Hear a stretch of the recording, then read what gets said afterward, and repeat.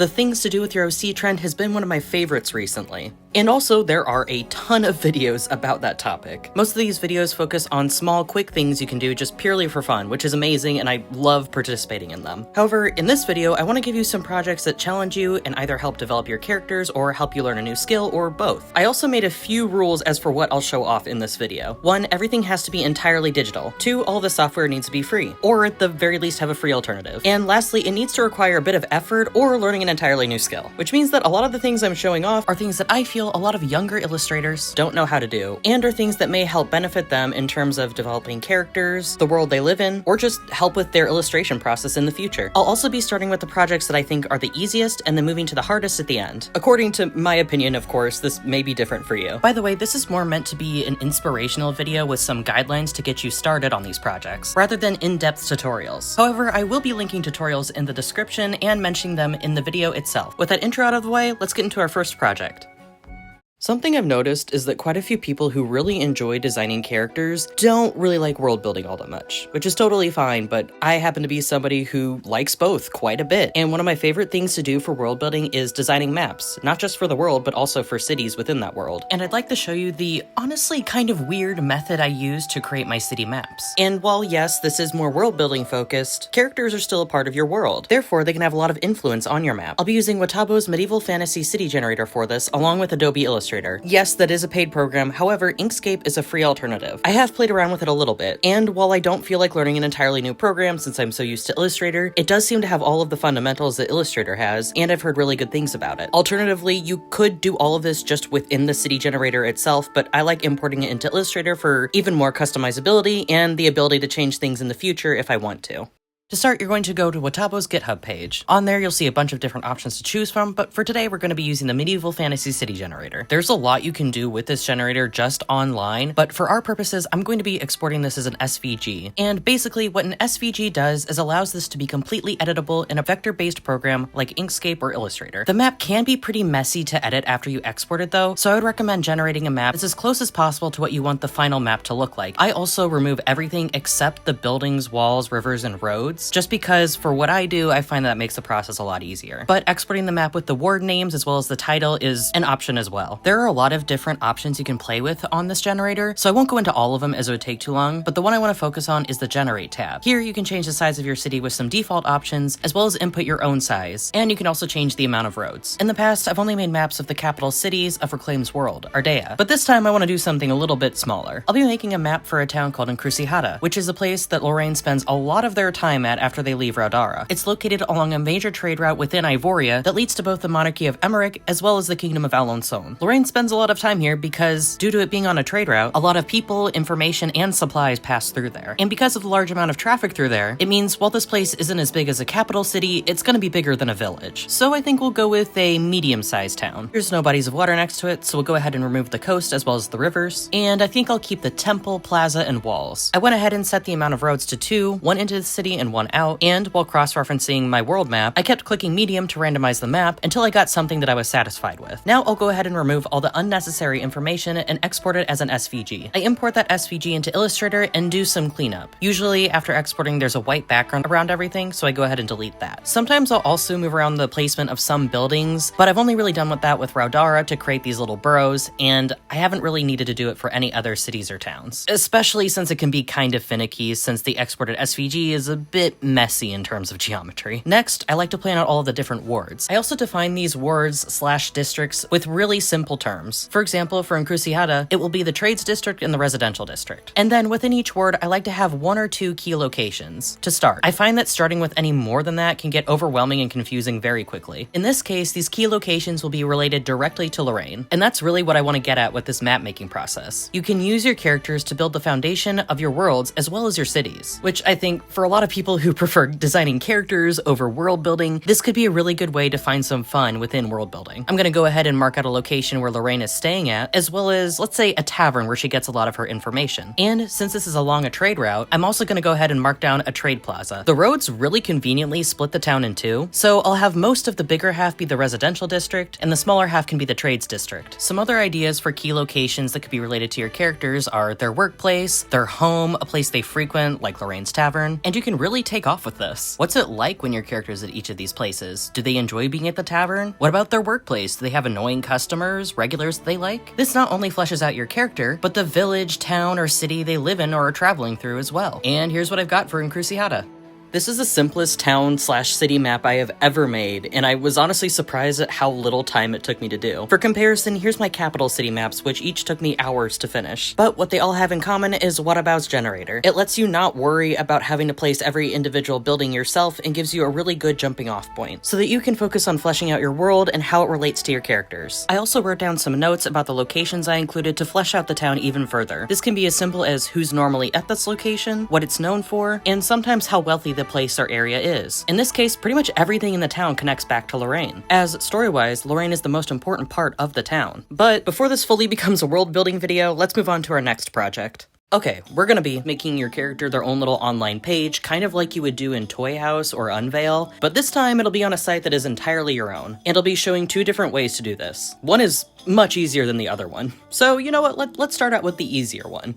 I'm pretty sure if you're on any social media and like in any kind of younger circles, you know what card.co is. But if you don't, it's a mostly free single page website builder. I think the intent is more for business cards and stuff like that, but there's tons of people who use it for like their about pages or DNIs or commissions or anything like that. The appeal of it is that it's really easy to use, all things considered, and gives you a good amount of customization for how simple it is. For my card site, I'm going to be making a biography page for Lorraine, who is one of the characters featured in my previous video where I redesigned characters for my animatics. I'm going to be making a landing page that's more just kind of like a aesthetic welcome, and then an about page where all of the information is going to be. And yes, Card is technically an only one-page website builder, but you can give the illusion of multiple pages using the control element. I didn't really go into this with much of a plan. I more wanted to play around and see just what was fun to do with it. The most that I did was write down a few things that I knew I wanted for sure, which was Lorraine's reference sheet, a really small gallery, because honestly I don't have much art of them yet, as well as a trait table and an excerpt I wrote a few years ago, so I updated that just a little bit. I think it ended up taking me about an hour or two to do all of this, and it was not difficult at all. But what I did struggle with, honestly and ironically, was customizability. I'm personally just used to having control over every single minute detail, so not having that felt like a bit of a hindrance for me. But for the average person, I think it's totally fine. And I mean, I only spent a couple hours on it. I'm sure if you spent more time, then you'd be able to do a whole lot more than what I did. One thing I did really appreciate was how easy they make it to add audio and video to your site. You can simply upload an audio file to Google Drive and source it from there. And for the video, you can upload that directly to your card site, though it does have to be 4 megabytes or lower, which is kind of unfortunate. The gallery feature is also great because honestly, I find it incredibly difficult to code that like from the ground up. Whenever I code my own sites, I just use somebody else's code that they put online for free. The table feature is also great for listing your character's traits. However, for some reason, it kept re-including the headings in there, even though I deleted them like a million times. Not really sure what that's about, but it wasn't there in the finished site, so it's fine, I guess. But speaking of the finished site, here it is.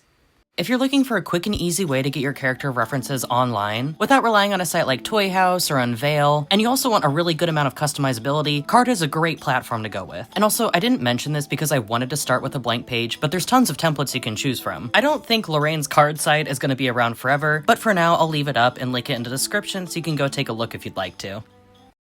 So this second method is just straight up hard coding everything yourself. I use a code editor called Atom, which is technically not being updated anymore, but you can still download it and it works really well, so I still recommend it. I host the websites I make on a platform called Neocities.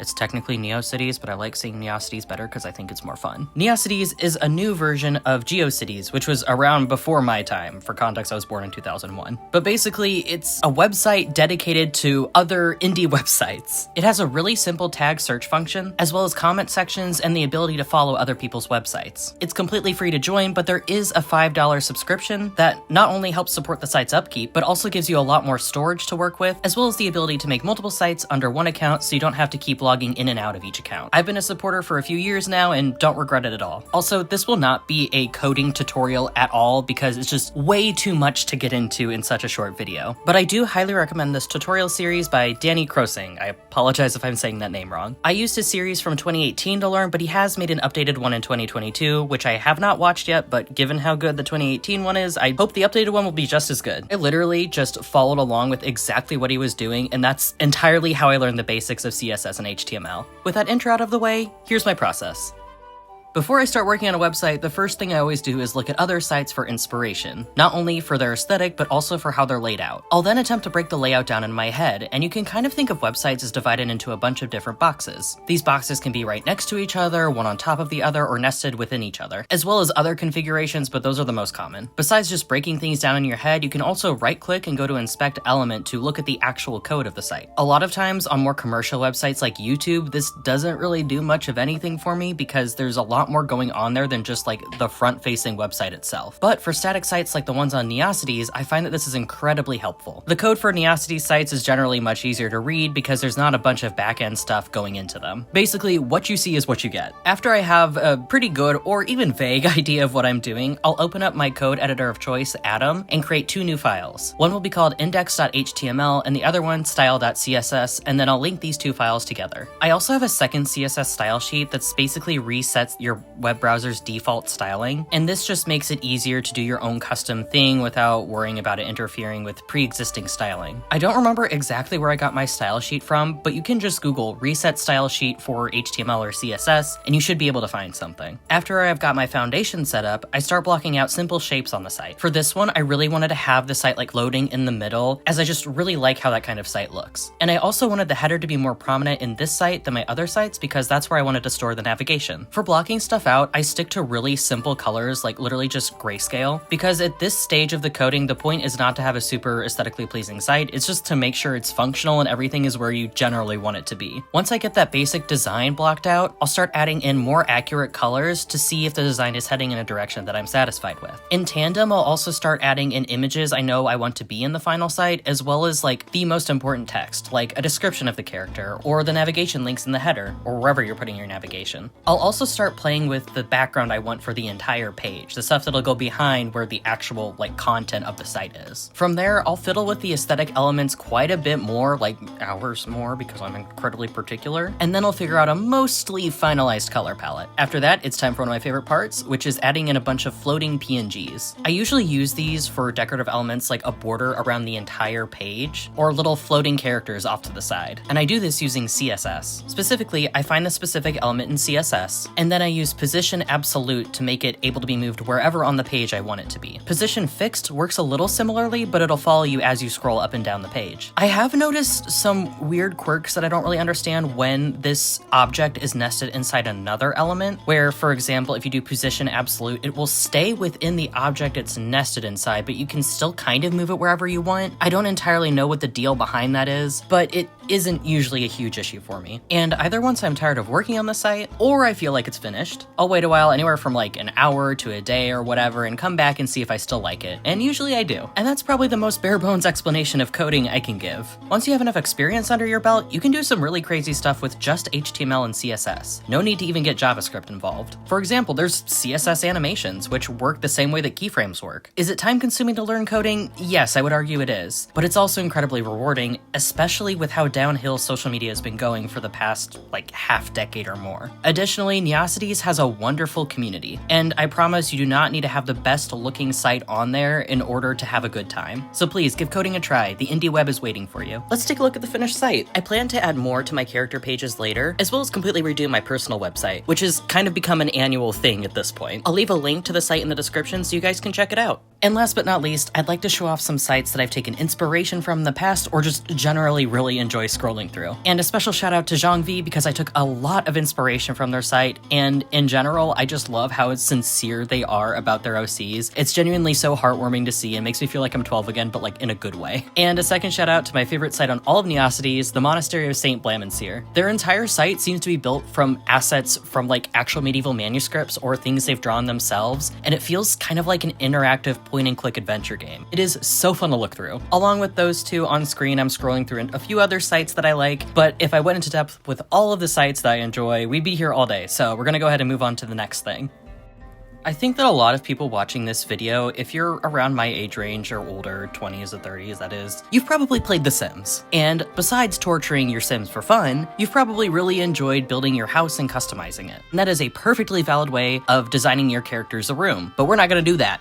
Instead, we're gonna use Blender. But don't worry, we're not gonna be making a photorealistic room. I'm specifically going for a low poly N64 or PS1 style. I've already done this once before with a cabin design I had for a site that I made called Moonrest. And it's actually the background I use for Rune's talking sprites in my character redesign video. Here we have the interior and the exterior. And here's the textures I made for it, which are honestly probably my favorite part because I just pulled everything together perfectly. And they don't even need to be that good since we're going for such a low poly style. Everything's gonna be stretched and warped anyway. So you might be wondering, are you about to give us a full Blender tutorial? No, I am not, because that would take forever and I am not an expert at Blender whatsoever, or 3D modeling in general. But I will talk a bit about my process for creating something like this. So I start, of course, with references. I figure out the general shape of what I want everything to look like first, while also keeping in mind specific architectural things like what the building is made out of, what do the windows look like, the pillars or arches if there are any, the doorways, stuff like that. For a specific character's room, you're probably going to be thinking about doorways, windows, as well as the bed, maybe a desk, stuff like that. A room that I've had vaguely designed in my head for a while now is, you guessed it, a Larg, because it's always him because he's my favorite child, sorry literally everybody else. So I'm going to be modeling that. I have no idea if I'll finish this though completely. It might just be a rough design because 3D modeling takes quite a while, even if it's simple. I'll also collect references for specific things I want. For example, in the tavern, it was bottles and chairs. And for objects like that, I'll model them in a separate Blender file and then import them into the Blender file where everything will eventually be placed. Something I should do is jot down a room layout really quickly just on a post-it note or something so I know where things will be placed. Do I usually do this? No, because I like to get straight into the 3D modeling because I get really excited, but you probably should do that. But besides that, the first thing I want to start with is getting the basic shape of the building modeled out. This means the walls, the floor, and potentially the ceiling if that's something you feel like adding in. While I'm working, if I have like a ceiling or a wall that's blocking my view, I'll turn on backface culling in order to see through that, but that doesn't really mean you can click through that to an object that's like inside the building, like it'll just still select the wall, so you kind of have to work around that. After I get the basic shapes laid out, I start going in with more architectural details like the windows and doors, as well as any major structural or decorative elements, like a pillar or a baseboard or a fireplace. Oh, and one thing I highly recommend when you start doing this part is to import a PNG of your character. And the way you do that is by creating a flat plane, rotating it 90 degrees on the x-axis, and then setting the texture to be a PNG of your character. You can then resize this flat plane in order to increase or decrease your character's size in the scene. This will help you keep the object in the scene proportionally correct to the character as well as to other objects within that scene. At this point, I start going in with textures, again, mostly because I'm excited and want to see how it's looking. But also, I do feel like this gives you a good idea of where your design is heading and if you're gonna end up liking it or not. Once I have all of those major built-in elements of the room done, I'll start with the biggest objects like the bed or the desk, big rugs, a mirror, a chandelier, etc, etc. And these are set objects that I would probably model in a different file and then bring over to this file. The way I do that is by modeling and texturing the objects and then exporting them as an STL. I found that like the majority of the time importing an STL into a different Blender file works just fine, but if you do have issues with it, there are plenty of tutorials and troubleshooting for Blender online that'll probably have your solution. Or if really nothing is working, then you could just model those objects within your scene file. The smallest things like candles, plates, bottles, lamps, etc, those all come last. For light sources specifically, and even more specifically open flames, I have two intersecting flat planes with a fire PNG on them. You could totally animate this if you want to, I just don't because I honestly just don't feel like it. After that, I manually add in every single new light source that I need, which takes forever and is a real pain to move around, so if anybody has like tips for making a light source that I can copy and paste over and over and they're all just linked together and I only have to change one,